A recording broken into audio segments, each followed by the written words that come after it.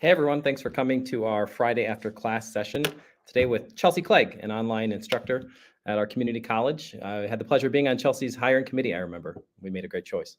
So Chelsea, you teach online, and today we're going to talk to you about some of the really cool stuff you're doing in your online classrooms and some of the great stuff you're doing for our college as well. You've got some really innovative ideas we want to kind of talk about, including your use of OER and even student-led OER.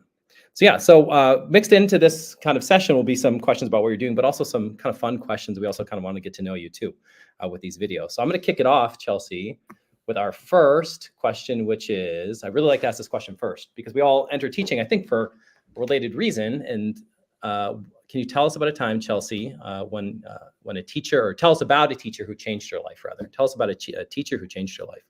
Absolutely. Thank you so much for having me. And I was actually a part of a lot of hiring committees, and I know a lot of you, so I'm really grateful to get to work with you all. I'm only as good as the people around me, and that's evident here.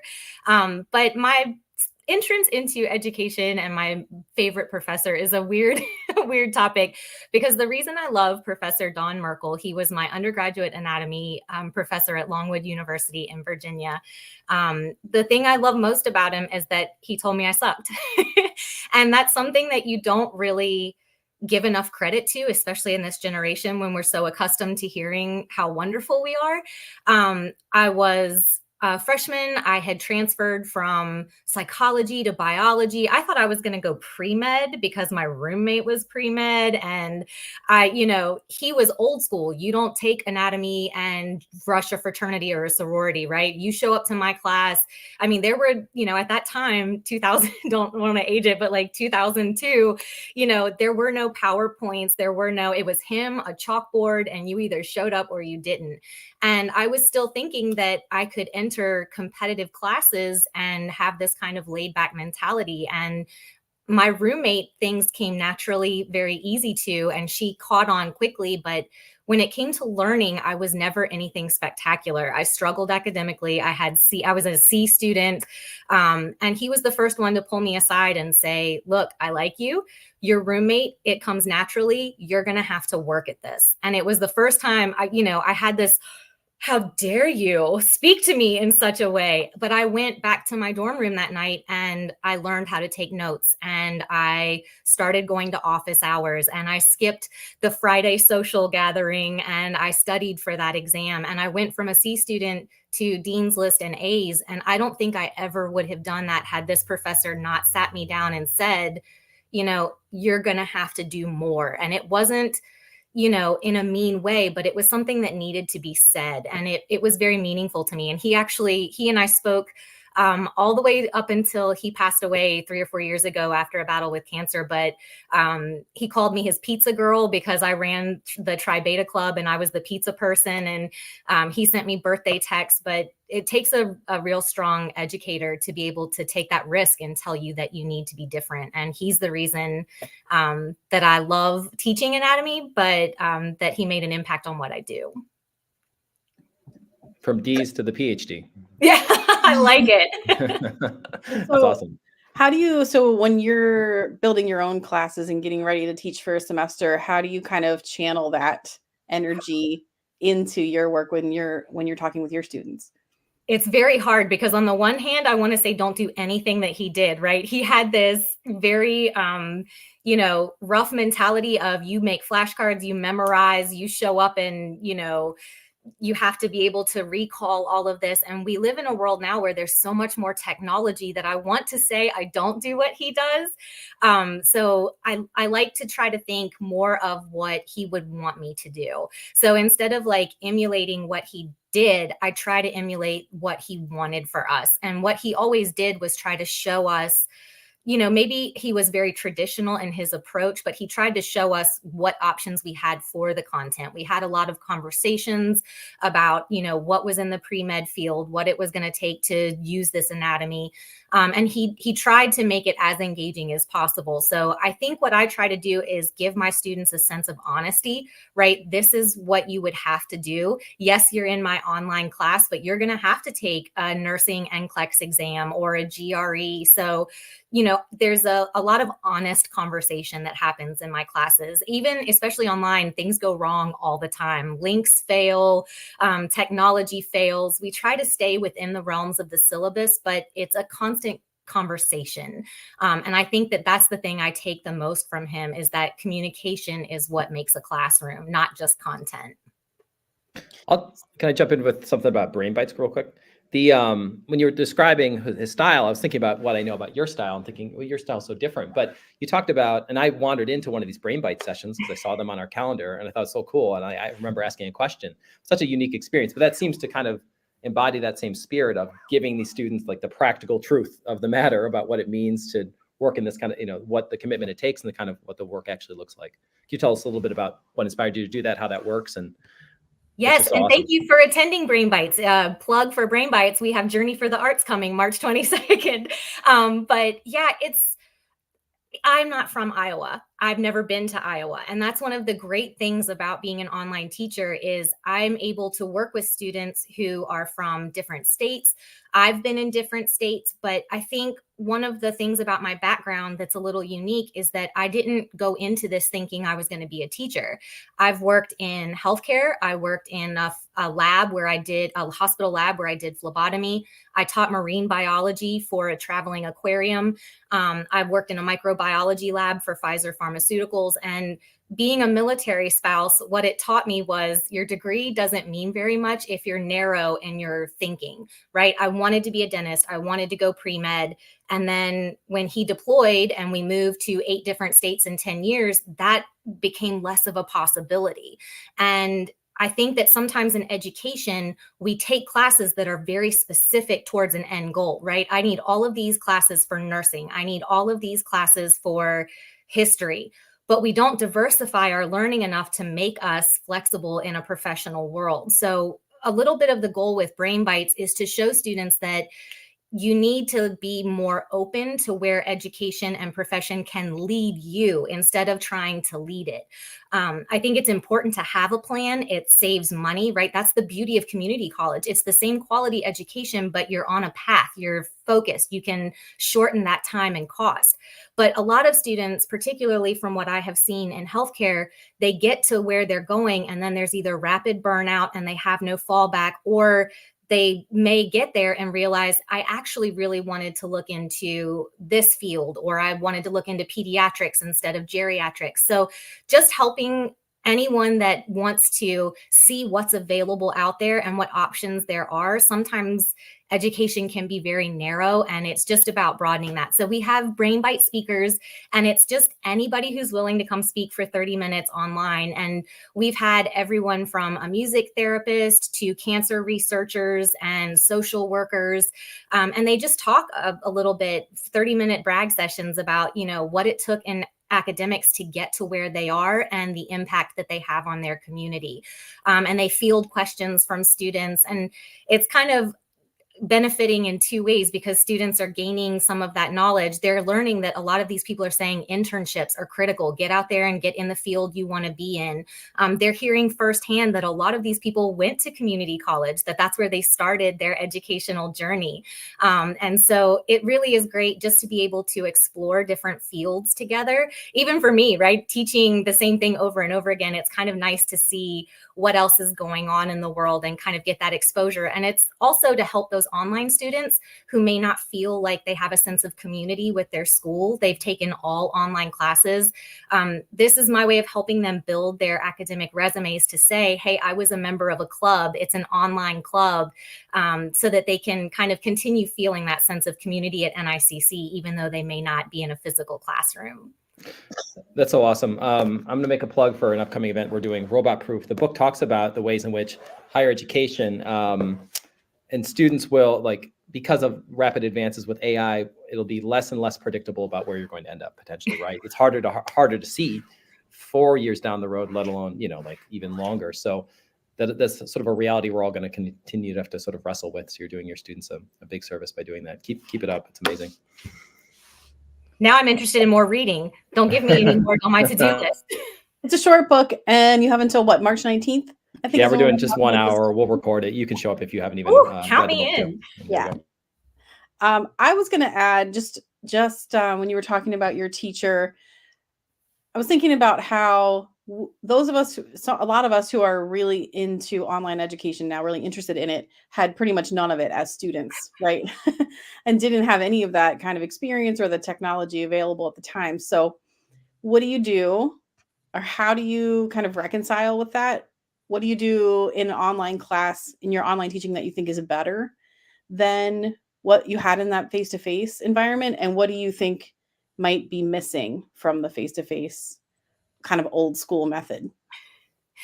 That's a great question. And the first thing that came to my mind, even as you were asking it, is have people like Shannon and Jordan and Caleb, because I think that's one of the biggest things is um, online classes. I mean, people who used to build online classes, they were unheard of and they were paid ungodly amounts because it was considered this like enigma, like you're creating this thing that's unavailable. And now I'm lucky enough to have a team of people who not only support what online education is, because there's still such a stigma with that, but they have the resources and skills. So I think one of the things that I value most is having people that have that same passion and the resources and tools available and using them.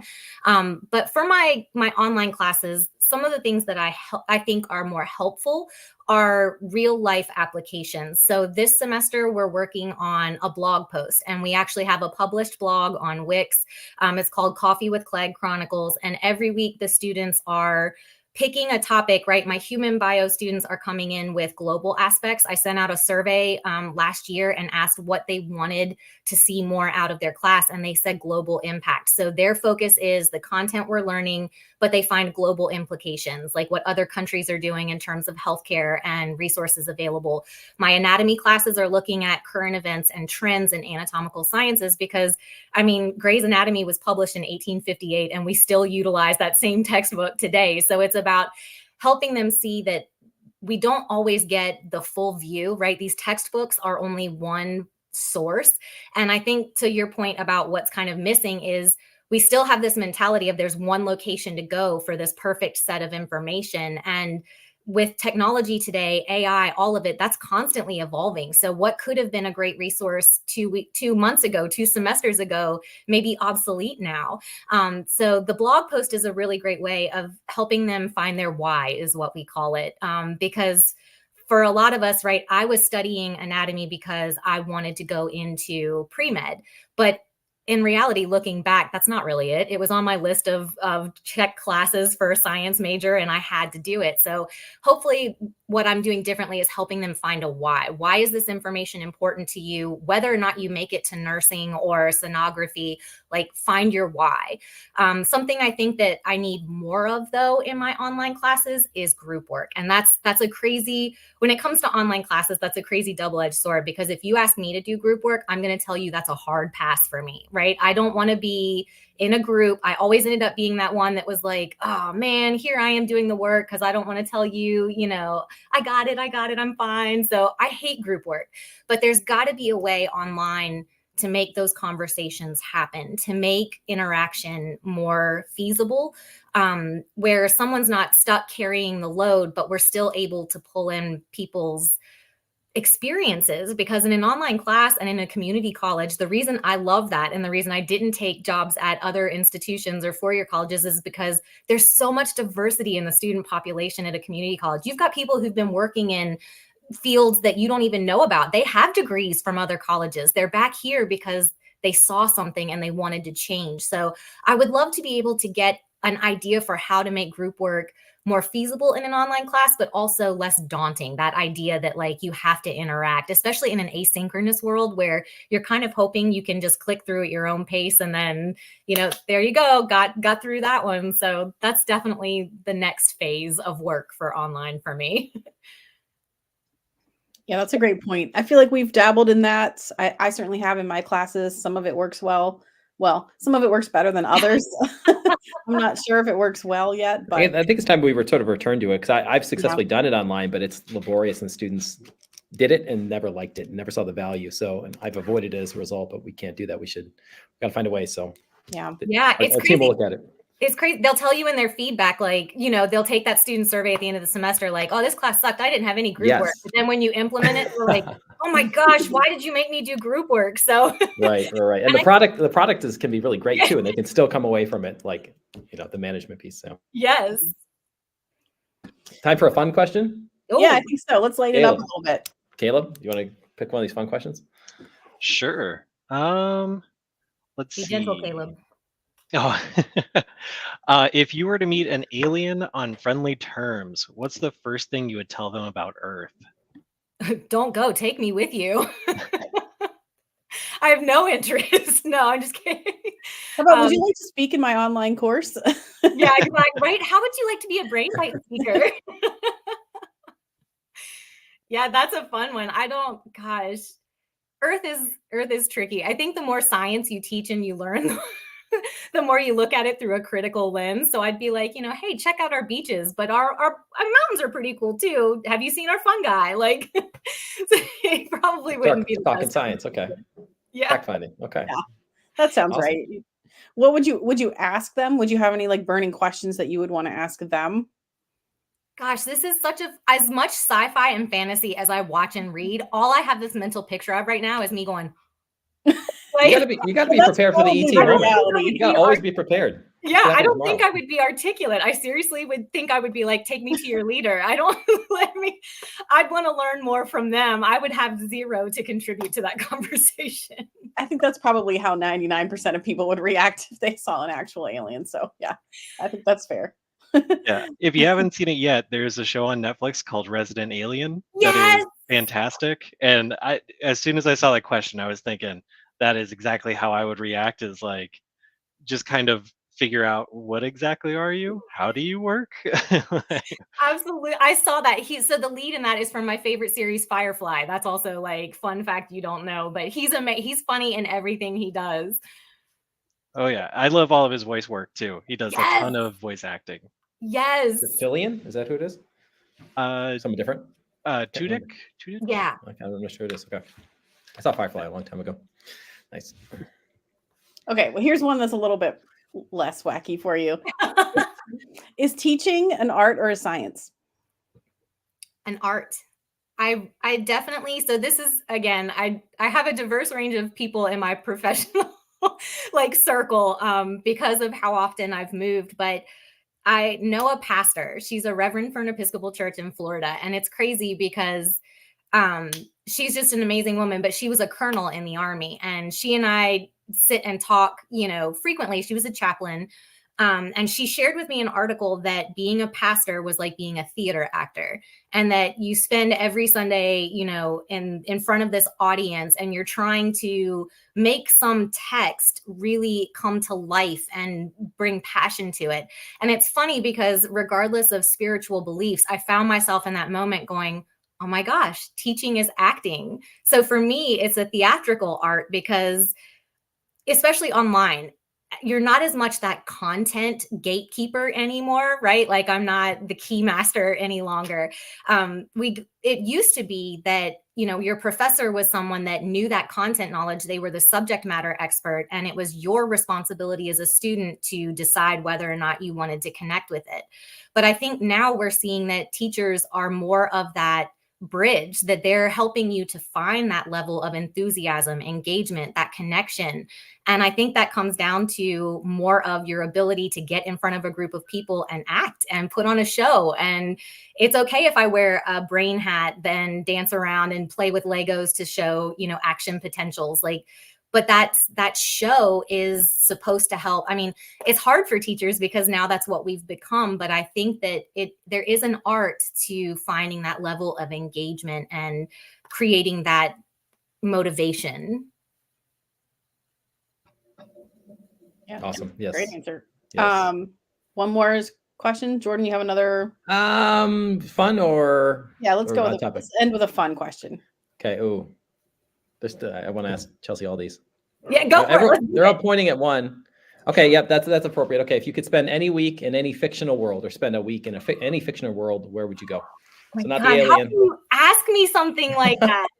God, I would live in Shrek's swamp because Shrek is just literally the epitome of what I want to do with my life. I would take sword fighting with Legolas and Lord of the Rings. I would Outlander. Oh my gosh, I would, be married to a Scottish Highlander and running through some fairy gardens. Like when it comes to fictional worlds, I probably live in 7 a week. There's no way I could narrow that down. But my go-to, like, I'm sorry, if it's Indiana Jones, Lord of the Rings, or anything within that realm, that's probably where I would spend the majority of my time.